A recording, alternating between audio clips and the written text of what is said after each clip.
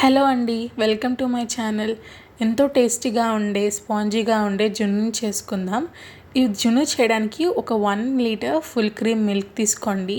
ఇందులో కామధేను పౌడర్ బయట మార్కెట్లో దొరుకుతుందండి. దీన్ని కొంచెం కొంచెంగా యాడ్ చేసుకుంటూ లమ్స్ లేకుండా బాగా కలుపుకోవాలి. ఇలా కలుపుకున్న దాంట్లోని ఒక 1 టీ గ్లాస్ షుగర్ వేసుకోవాలి.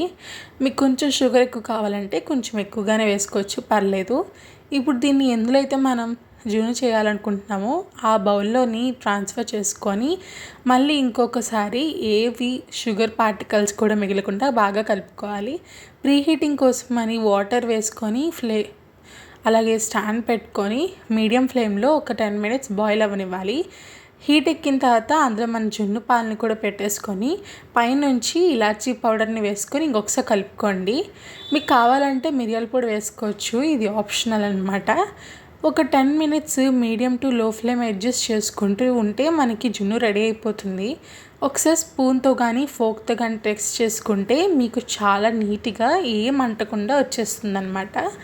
చాలా బాగుంటుంది. వేడిగా కావాలంటే వేడిగా తినేయచ్చు, లేదు చల్లగా కావాలంటే over night are at least for 4 hours మనం ఫ్రిడ్జ్లో పెట్టుకుంటే చాలా మంచి టెక్స్చర్ వస్తుందన్నమాట. మీరు చూడండి, నచ్చితే సబ్స్క్రైబ్ చేసుకోండి.